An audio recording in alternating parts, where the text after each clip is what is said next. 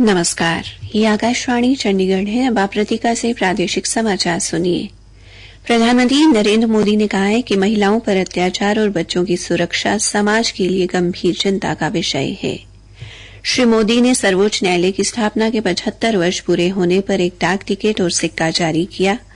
केंद्रीय विज्ञान एवं प्रौद्योगिकी मंत्री डॉ जितेंद्र सिंह ने जैव प्रौद्योगिकी बायो E3 नीति जारी की। हरियाणा पुलिस बल में आज 704 पुलिसकर्मी शामिल हुए। पुलिस महानिदेशक शत्रुजीत कपूर ने कहा कि पुलिस बल में इजाफा होने से चुनाव के दौरान कानून व्यवस्था बनाए रखने में मदद मिलेगी और निर्वाचन आयोग ने हरियाणा विधानसभा चुनाव के लिए मान्यता प्राप्त राष्ट्रीय व क्षेत्रीय राजनीतिक दलों के लिए दूरदर्शन और आकाशवाणी के क्षेत्रीय केंद्रों से चुनाव प्रचार का समय निर्धारित किया। अब समाचार विस्तार से। प्रधानमंत्री नरेंद्र मोदी ने कहा है कि महिलाओं पर अत्याचार और बच्चों की सुरक्षा समाज के लिए गंभीर चिंता का विषय है। उन्होंने कहा कि देश में महिलाओं की सुरक्षा के लिए कानून बनाए गए हैं, लेकिन इन्हें और अधिक सक्रिय बनाने की जरूरत है। प्रधानमंत्री ने आज नई दिल्ली के भारत मंडपम में जिला न्यायपालिका के 2 दिन के राष्ट्रीय सम्मेलन का उद्घाटन करने के बाद ये बात कही।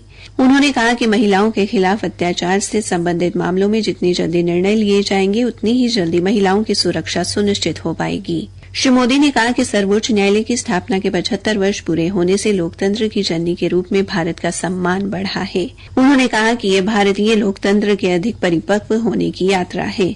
श्री मोदी ने कहा कि आपातकाल के समय में भी सर्वोच्च न्यायालय ने देशवासियों को मौलिक अधिकारों की गारंटी दी और राष्ट्रीय हित के किसी भी सवाल पर न्यायालय ने राष्ट्रीय एकता की हमेशा रक्षा की है।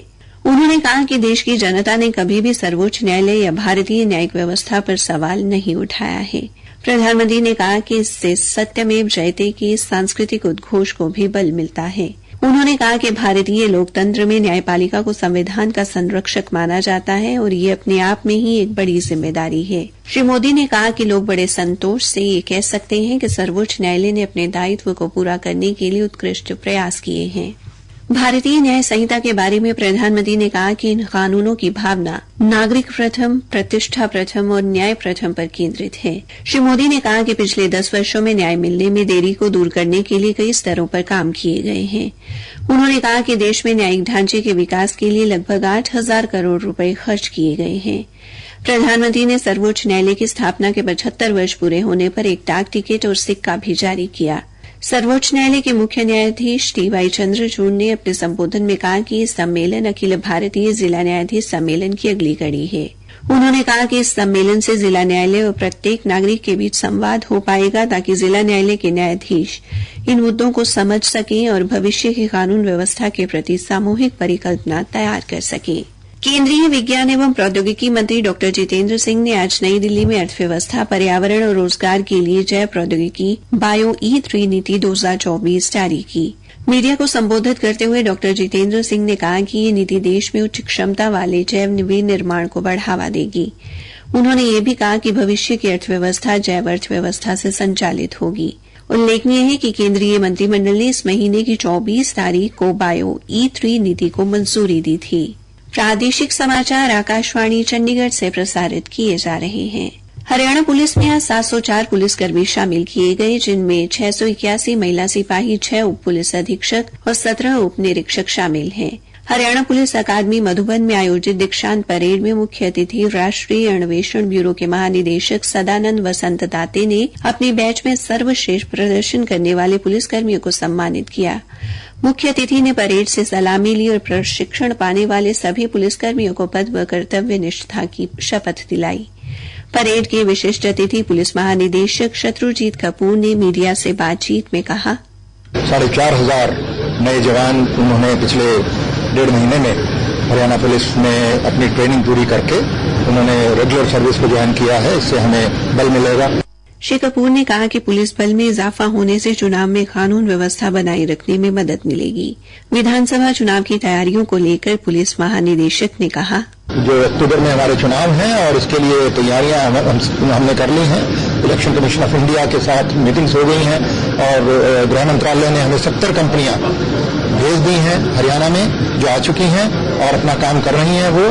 और बाकी जो कंपनियां हमारी हैं, हमने करीब 250 कंपनियां मांगी हैं, वो बाकी कंपनियां हमारी कुछ दिनों में इलेक्शन से पहले आ जाएंगी। उन्होंने कहा कि चुनाव में आदर्श आचार संहिता का पालन सुनिश्चित करने के लिए अंतर्राज्यीय नाके लगाए गए हैं और उड़न दस्तों का गठन किया गया है। एक सवाल के जवाब में पुलिस महानिदेशक ने कहा कि साइबर अपराध रोकने में हरियाणा पुलिस को बड़ी सफलता मिली है।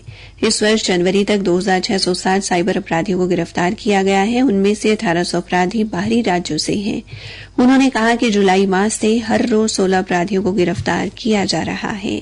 निर्वाचन आयोग ने हरियाणा विधानसभा के चुनाव के लिए मान्यता प्राप्त 6 राष्ट्रीय व 2 क्षेत्रीय राजनीतिक दलों के लिए दूरदर्शन व आकाशवाणी के क्षेत्रीय केंद्रों से चुनाव प्रचार प्रसार करने का समय निर्धारित किया है। मुख्य निर्वाचन अधिकारी पंकज अग्रवाल ने बताया कि राष्ट्रीय दलों में Bharatiya Janata party, Indian national Congress, भारतीय कम्युनिस्ट पार्टी, मार्क्सवादी, बहुजन समाज पार्टी, राष्ट्रीय पीपल्स पार्टी तथा आम आदमी पार्टी शामिल हैं। इसके अलावा क्षेत्रीय दलों में इंडियन नेशनल लोकदल तथा जननायक जनता पार्टी शामिल हैं। उन्होंने बताया कि भारतीय जनता पार्टी को 197 मिनट, इंडियन नेशनल कांग्रेस को 162, भारतीय कम्युनिस्ट पार्टी मार्क्सवादी को 45 मिनट, बहुजन समाज पार्टी को 62 मिनट, राष्ट्रीय पीपल्स पार्टी को 45 मिनट तथा आम आदमी पार्टी को 47 मिनट का समय दिया गया है।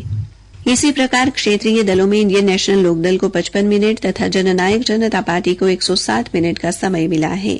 श्री अग्रवाल ने बताया कि आयोग द्वारा पार्टी को आवंटित किया जाने वाला अतिरिक्त समय हरियाणा के पिछले विधानसभा चुनाव में पार्टी के प्रदर्शन के आधार पर तय किया गया है। उन्होंने बताया कि प्रसारण के एक सत्र में किसी भी पार्टी को 15 मिनट से अधिक समय आवंटित नहीं किया जाएगा।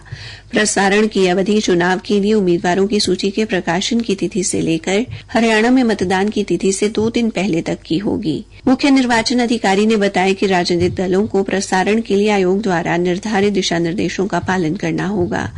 उन्होंने बताया कि पार्टियों को पहले से ही प्रतिलेख और रिकॉर्डिंग प्रस्तुत करनी होगी। वे वैकल्पिक रूप से पहले से अनुरोध करके दूरदर्शन और आकाशवाणी के स्टूडियो में से रिकॉर्ड करवा सकते हैं।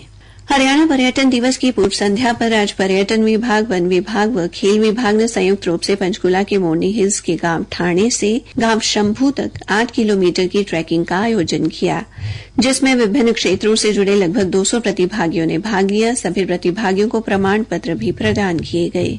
इस अवसर पर हरियाणा पर्यटन विभाग के प्रबंध निदेशक सुनील कुमार धानक ने कहा कि हरियाणा पर्यटन दिवस के उपलक्ष्य में विभाग द्वारा विभिन्न गतिविधियों का आयोजन करवाया जा रहा है। इसीलिए प्रदेश भर में फूड फेस्टिवल व मेले आयोजित किए जा रहे हैं। इसी के तहत मोरनी में ट्रैकिंग करवाई गई है। इसका मूल उद्देश्य लोगों को पर्यटन स्थलों के अतिरिक्त शिवालिक व अरावली में वैकल्पिक प्राकृतिक स्थानों से भी जोड़ना है। फरीदाबाद के डीएवी शताब्दी महाविद्यालय के राष्ट्रीय कैडेट कोर विभाग ने आज नए कैडेट्स के नामांकन के लिए संस्थान स्तर पर भर्ती प्रक्रिया आयोजित की। इस प्रक्रिया में प्रथम वर्ष के 300 से अधिक छात्रों ने भाग लिया। चयन प्रक्रिया में छात्रों को लिखित परीक्षा, शारीरिक परीक्षा और साक्षात्कार से गुजरना पड़ा। ये भर्ती प्रक्रिया सीटीओ डॉक्टर रश्मि और नेत्रपाल सैन के मार्गदर्शन में पूरी की गई। शीर्ष 20 लड़कों और 12 लड़कियों को राष्ट्रीय कैडेट कोर के लिए चुना गया। कैडेट कैप्टन शिया शर्मा और पीओ कैडेट ध्रुव प्रजापति ने इस चयन प्रक्रिया का नेतृत्व किया। इस अवसर पर महाविद्यालय की कार्यकारी प्राचार्य डॉक्टर अर्चना भाटिया ने छात्रों को कॉलेज की एनसीसी गतिविधियों में उत्कृष्ट प्रदर्शन के लिए प्रेरित किया। अंत में मुख्य समाचार एक बार फिर। प्रधानमंत्री नरेंद्र मोदी ने कहा है कि महिलाओं पर अत्याचार और बच्चों की सुरक्षा समाज के लिए गंभीर चिंता का विषय है। श्री मोदी ने सर्वोच्च न्यायालय की स्थापना के 75 वर्ष पूरे होने पर एक डाक टिकट और सिक्का जारी किया। केंद्रीय विज्ञान एवं प्रौद्योगिकी मंत्री डॉक्टर जितेंद्र सिंह ने जैव प्रौद्योगिकी बायो E3 नीति जारी की। हरियाणा पुलिस बल में आज 704 पुलिसकर्मी शामिल हुए। पुलिस महानिदेशक शत्रुजीत कपूर ने कहा कि पुलिस बल में इजाफा होने से चुनाव के दौरान कानून व्यवस्था बनाए रखने में मदद मिलेगी। इसी के साथ ये समाचार बुलेटिन समाप्त हुआ।